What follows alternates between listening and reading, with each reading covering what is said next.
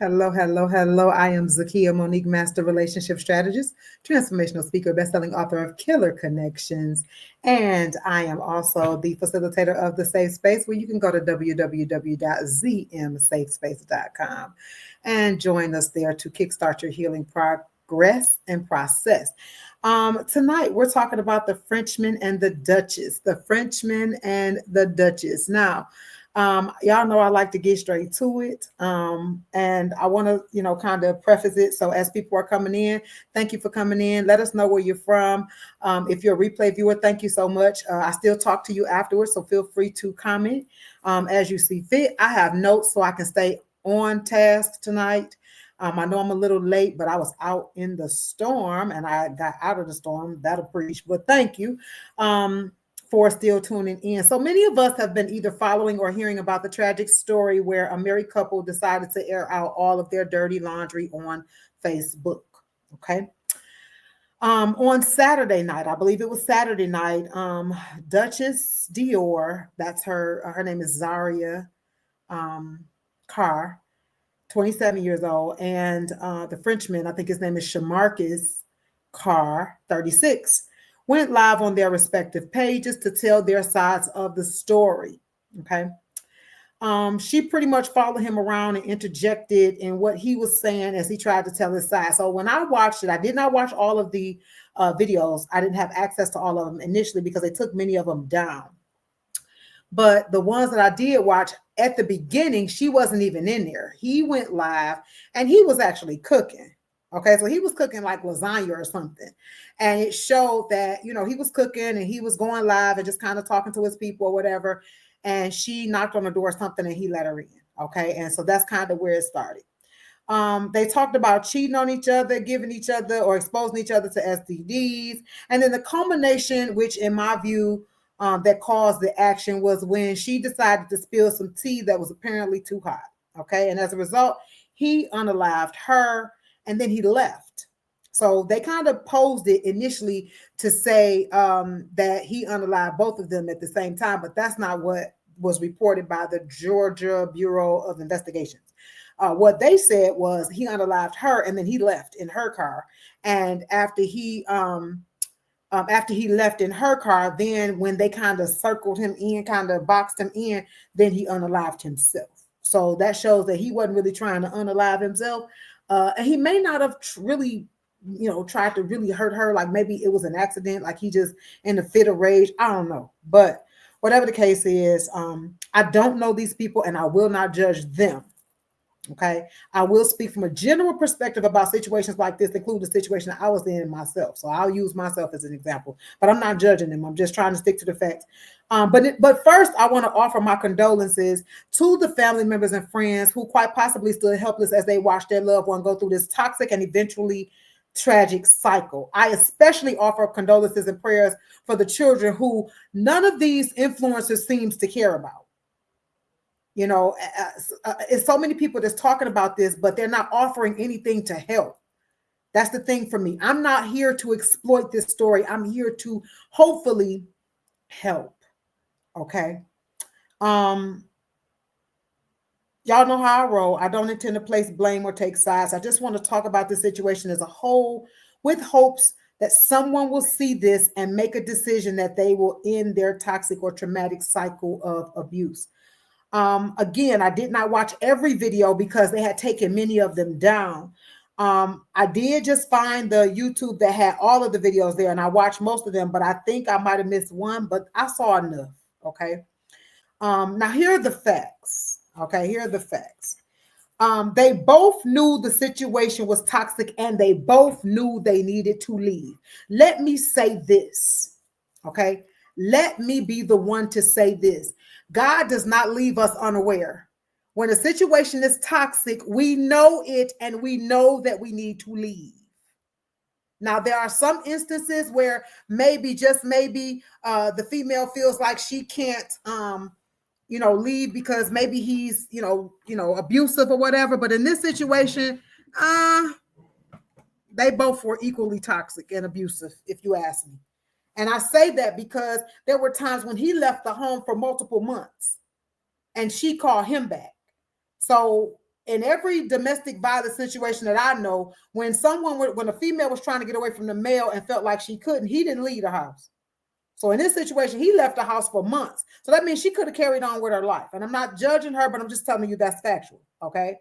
So they both knew that it was toxic, and they both knew they needed to leave, as evidenced by the previous times when he left and the prior Facebook posts of hers. Family members tried to intervene, as evidenced by his mother's post. Okay. Again, God always gives us some, interceding. Okay. He left at least for 1 month, 1 or 2 months or something, and she kept calling him back, only for the cycle to continue. So many of us are addicted to the toxicity. We're addicted to it. We love it, and we don't want to admit it. But there had to be some love. If you keep going back to a toxic situation and you must like the drama, or you must be in fear.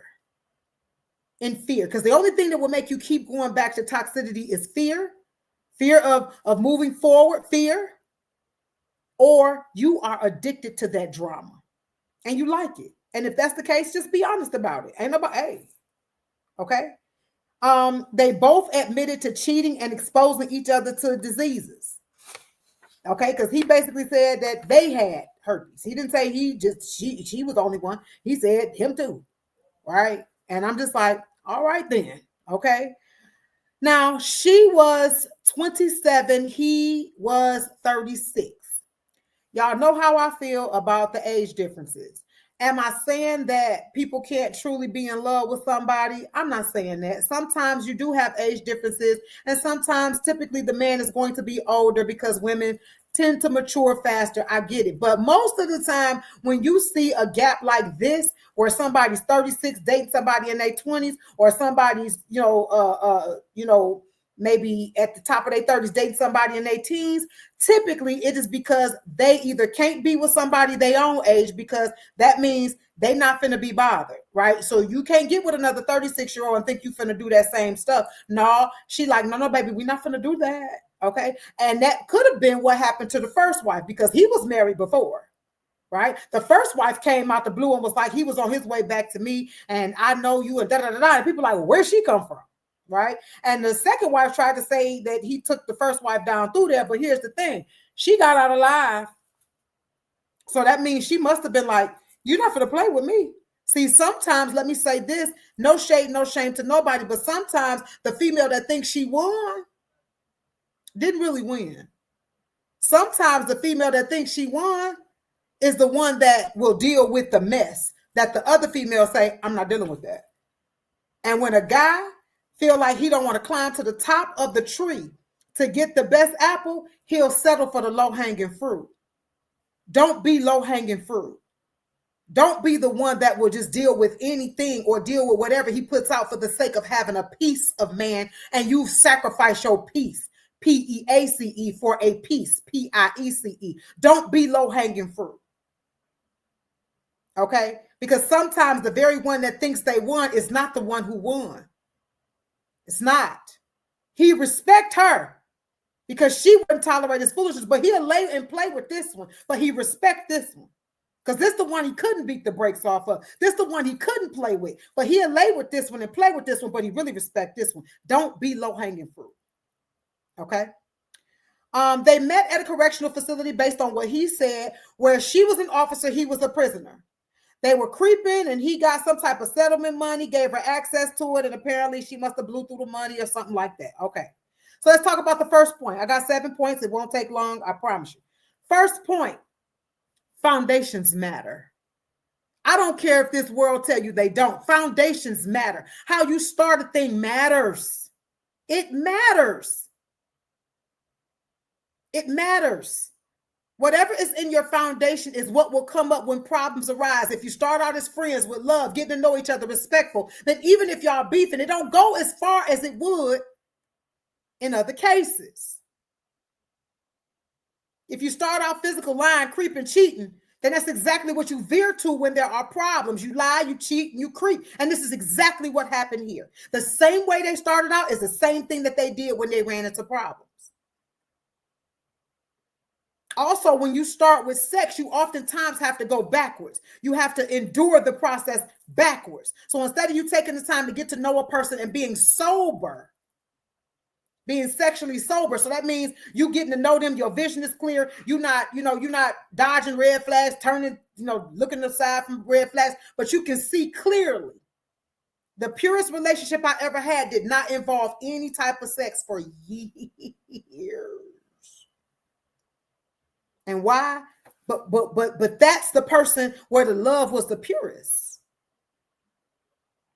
Because we got a chance to get to know each other. Aside from the physicality. When you put the physical in there, I'm telling you, when you start with sex, you got to go backward. I call it baking a cake with icing on top. You don't put icing on top of the cake in the oven. Icing too heavy for the cake to rise, right? Well, you have sex and then you start trying to get to know things about them. You don't have sex first. Even in the Bible, it said, and he knew her. That means you should already know who you're knowing. All of a sudden, here come the red flags, and now your vision is cloudy, and you're tied to their soul, and you're struggling to turn them loose. Why? Because you had sex first and then tried to get to know them later. Second point, there's a power struggle here. When they met, she was in authority. She's the youngest, he's the oldest, but she was in authority, right? So if you pay attention, there was a power struggle in their relationship the whole time. If he cheated, she was like, I'm going to cheat bigger. He was allegedly supposed to have been trying to holler at his homeboy's girl. A little questionable, huh? So she decided to holler at the homeboy. It was a competition the whole time. It was a power struggle the whole time. And it started with the fact that she was an authority over him. It was a power struggle on the live. He was never the head. Never. Now, let me tell you something as a successful woman. You will not have a man if you do not know your role as a woman. You won't have a man. You may have a boy, a male, a dude, but you will not have a man if you do not know your role as a woman. Now, that requires that we choose a man that we respect. And that is part of the problem, because if you really respect somebody, do you blow through their money? Do you cheat? And all these types of things. If you really respect somebody, do you tell some things about them that could quite possibly get them dealt with in the streets? When respect is missing, competition is present. And when competition is present, love can't be there long. It just can't. And that leads me to the third point. So the second point was, it was a power struggle in their whole relationship, in their whole marriage. And if some of us are honest, it was power struggles in our marriage, or our power struggles in our marriages too. It's no respect there. It's no respect. She either don't respect his leadership or he don't respect her to handle the home or handle his vulnerability. When a man no longer respects you, they may not divorce you, because guys typically don't, most of the time, the guys will still stay, but they will be emotionally checked out. They will be done. They'll stay married, but they will be done. And the whole time it's because he no longer trusts you with his vulnerability. He no longer trusts you. Third point, they did way too much for social media. When social media has a front row seat in your relationship, you are likely to perform for the audience and the ratings. Now, I believe in God, and I believe that there's a 3-strand cord. Okay? There's a 3-strand cord, but baby, social media by God's design was not meant to be the 3rd strand. But we tend to do the same stuff if we honest. It may not be social media, but listen, if I told you that I wanted you to paint my house, would you pull up to get paint supplies at the airport? Would you be like, I'm about to go in the airport and get some paint supplies? No, you wouldn't. You go to the airport to fly, to get on the plane or to work, right? But this is what we do in relationships. We run to people who are not equipped, not qualified, not prepared, not able. They don't have the tools to help us get an agreement, to help us get an alignment, but we go into them for agreement. So we will go to people for agreement when the truth is we should be seeking alignment through godly counsel. And so at the end of the day, what was the point of going live on social media when social media can't help you? Can't help you. We should be going to God or seeking godly counsel for alignment, and not going to social media for agreement, especially when social media don't have the tools to help you. Stop going to the airport to get the paint supplies. And some people say, well, I need to vent. That's okay, vent strategically. But baby, when it's time to go get the tools, go to the store that got the tools. Go get some counseling. Go get some therapy. But at one point, she was peeking over his shoulder, asking him, how many viewers did he have? This was a whole game to her, and he was really crashing out. Which leads me to the fourth point. Know your mate. When you are truly sent by God, there are some that sent and some that went. Some that sent, some that went. You will always know a counterfeit, because a counterfeit does not know their mate, even if they're laying next to them.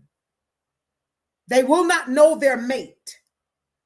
They will not know what the mate's heart needs, because that's not as real.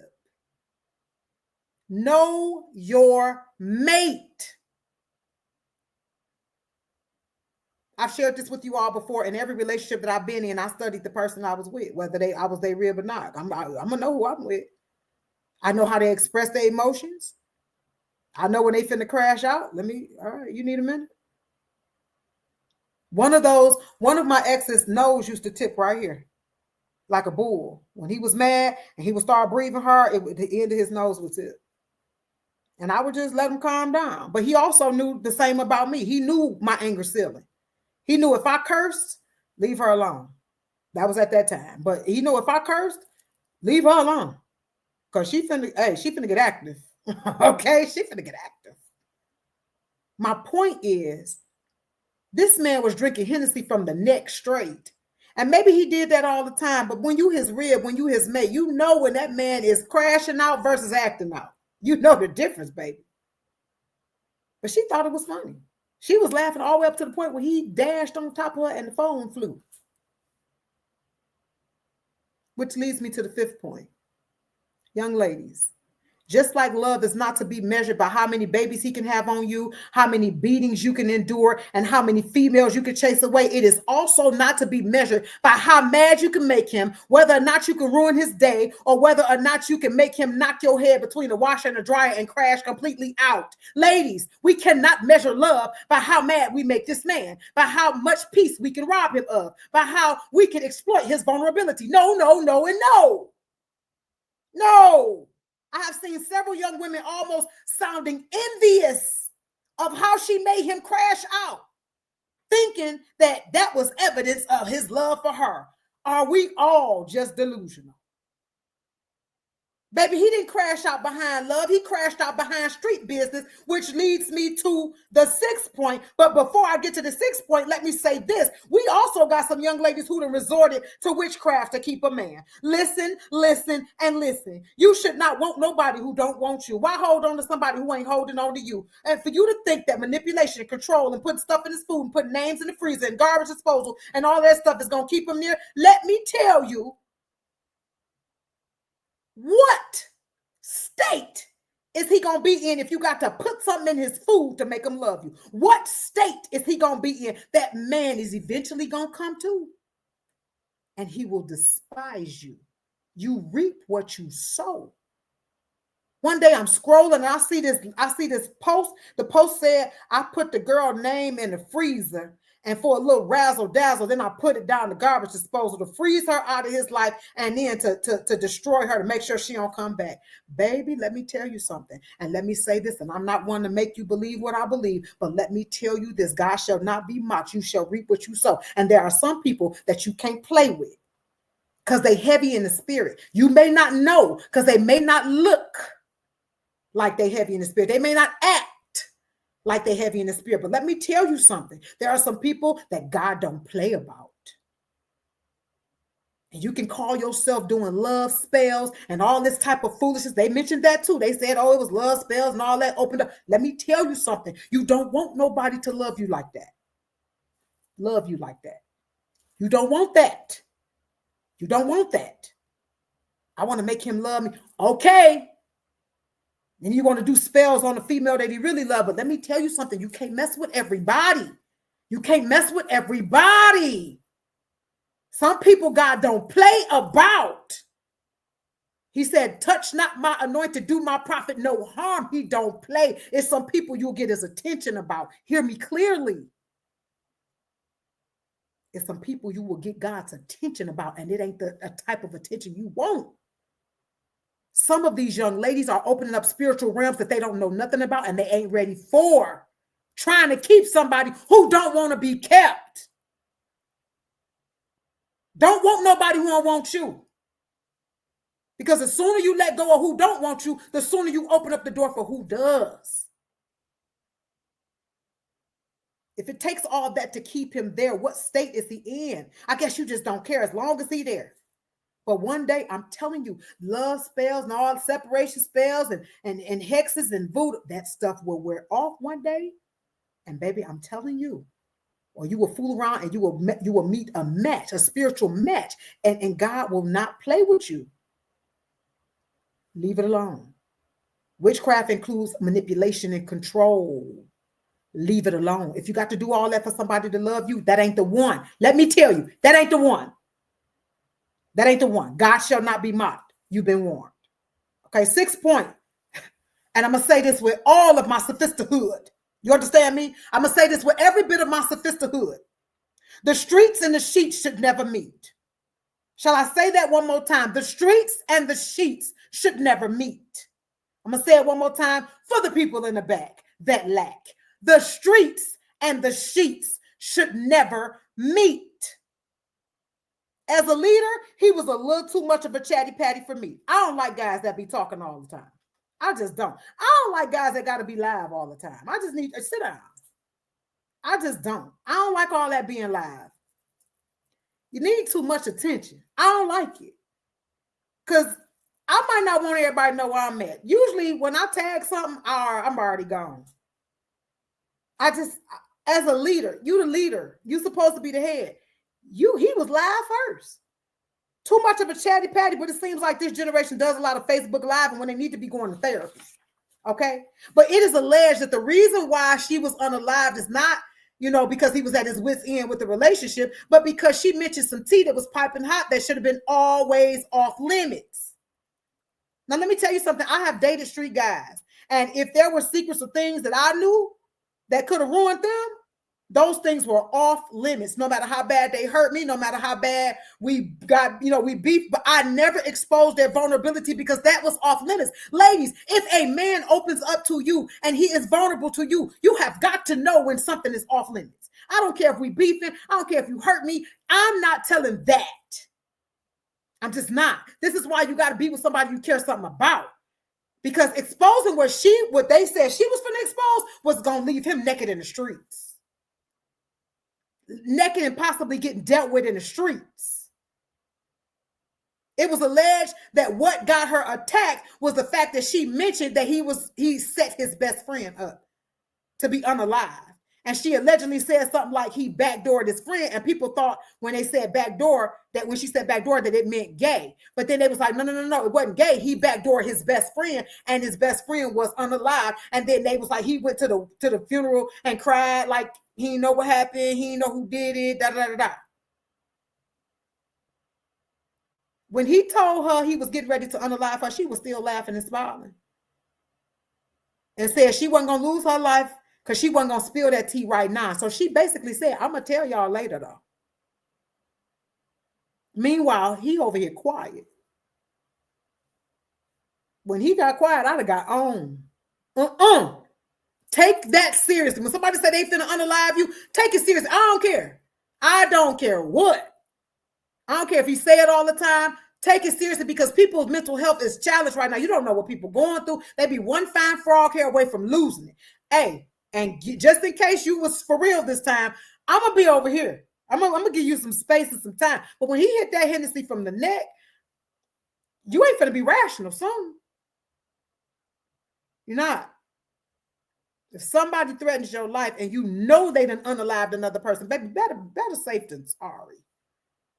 But here's the grand finale. Here's why I showed up today. Here's what irritated my whole soul. My 7th point. His mother said that he loved her and they loved each other. Now, I see the problem because if mama think this love, well, Well, here we go. Here's the problem. If mama think that's love, herein lies the problem.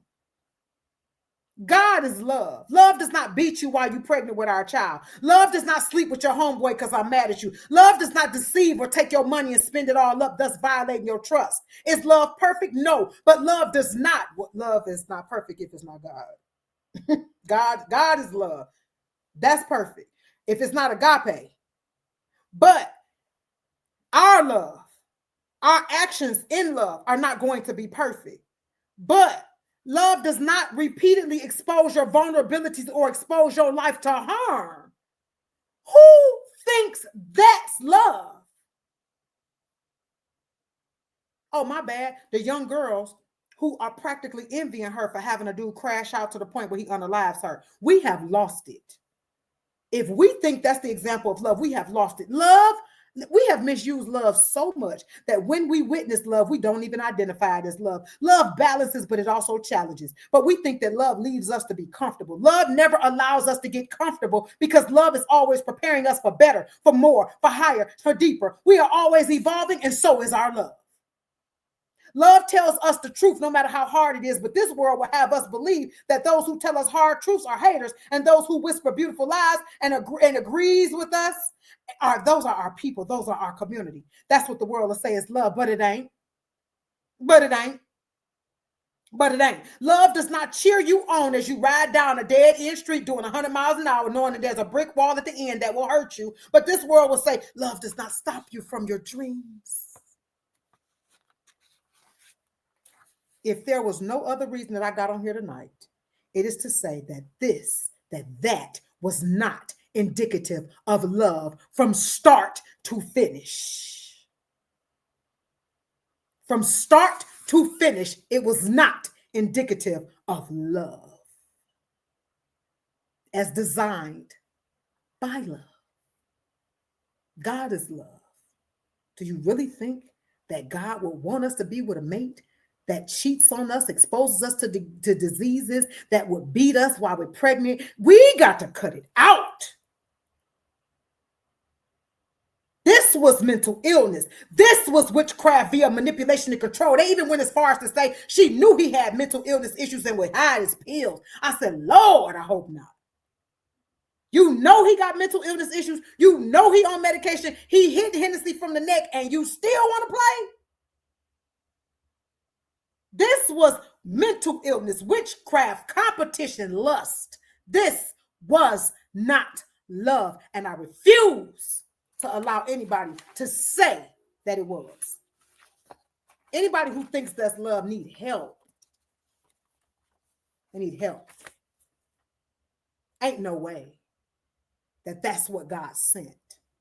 Again, there are some that were sent and some that went. God ain't the only one that sends people to our lives. This is why we have to remain connected to the vine. He says, I'm the vine, ye are the branches. Apart from me, you bear no good fruit. Hey, we got to stay connected to the vine. You know why? Because the vine will tell you, Because sometimes there will be people that will come and they will check all of the boxes. And you will think that's them. And God will say it's not. You know why? Because God know your future. God know what you're going to need, who you're going to need. God know the heart of every man. So he knows the future and the heart of every man. You put that together, he know that ain't it. Not for you. Because he know what you're going to deal with in the future. You know what he's going to deal with in the future. That ain't it. But because that person will check all the boxes, we will think they came from God. I keep telling you that when you drown and God don't always send a yacht. We think, oh, because God is God, he'll send a yacht. Sometimes God sends you a sailboat. Sometimes God sends you a tugboat. Sometimes God sends you a kayak. At the end of the day, he sent you something to get up out that water. But we will think, oh, no, that's not God. Pass. Oh, no, that's not God. Go pass. No, that's not God. And then when we drown, we'll say, God, why'd you do this to me? He said, I sent you three ways to get out the water. But instead of you taking the 3 ways, you decided that because it wasn't a yacht, the most great and extravagant, it couldn't be God. Listen to me when I tell you that wasn't love. And if you in anything that indicates that's love, let's have some conversations. Let's have some conversations. Love wasn't meant for us to struggle. We weren't meant to struggle with love. Are we to be understanding? Sure. Absolutely. Nobody's perfect but God. That's why he the third strand in your marriage that he sends. But even the Bible says, what God has joined together. I didn't say your pastor, because your pastor can't say. What God has joined together. When you go down that aisle, you better know for sure. Confirmation from God, not your pastor. You better know for sure that that's who God said to marry. Because if that's who God said to marry, then God got that other part of that strand. And let me tell you something about 2 strands versus 3. 2 strands is a twist. And what happens when you twist hair? When you get to the bottom, if you ain't got nothing to tie it, it will come undone. And that's why a lot of marriages have come undone, because there was not that third strand. God is only responsible to pay for what he orders. He ain't got to pay for your order. If you go get it with your own energy, you got to keep it with your own energy. But when you have a 3-strand cord, that's a braid. And when you braid it and you get down to the bottom, it stays. And even if it comes undone, you can grab that braid in the middle and braid it right back up, and it'll stay. We have got to stop allowing the world to define things for us that we know better. We know better. That wasn't love. I've heard young women say, I thank God for him. So you think God sent you somebody that's going to neglect your children? What are you saying about God? Everybody's not sent. Some just went. The enemy can send people to your life too. Do you understand that relationships are the number one impediment to purpose? Do you understand that relationships will delay or deny your purpose? Do you understand that there is more purpose in the graveyard than anywhere else on the earth? Do you know that there are some people who left here full because of who they decided to align themselves with, even though God said no, no, no, no, no, no? You still was like, okay. Do you understand that there was some, when I was in the wrong relationship, it impacted my health and I had to get on. This ain't for me. Am I telling you that marriage is going to be easy peasy? No, it's work. Anytime 2 try to become 1, that don't mentally even, it's work. That's why you need God. God don't ever put us in a position where we don't need him. Hello? But hear me when I say, you know in your heart when this is not from God. You know in your heart when this is not right. But what you need to confront is why you still sitting there. When God has confirmed it and God has told you, But sometimes we'll sit and stay out of fear. You're scared to leave, scared to be alone. But don't you understand that the sooner you move from agreements, from contracts, and move to covenant, your life will never be the same. And I mean, it will be amazing, because there are some things that you will not access until you are in alignment, until you are with the one that God created for you. And when you are in alignment, you reach higher. Look at Tamala Mann and David Mann. When you are in alignment, it shows, because it benefits more than just you. Purpose is bigger than us. Marriage is about purpose. But if you married to the wrong person, you married to somebody that God didn't intend, now how y'all purpose is gonna mesh? When you supposed to be over here with Jeff and she's supposed to be over here, but you with the wrong person, and the enemy will keep you tied up and comfortable. Some of us haven't left because we're comfortable. We know what to expect from this person, so we're comfortable. But I'm telling you, comfort is the enemy to progress. And your life will remain stagnant until you come out of agreement and come into alignment. That wasn't love. And if you think that's love, then you need to experience true love to really understand what love is. I love y'all. I hope this helped. Again, I didn't come here to bash either one, because both of them said they was toxic. He came online and said, I'm here with the drama. This is what they did. It just ended tragically this time. But it don't have to be that way for you. I love you, and I want you to have a great day. You already know how. On purpose. God bless you.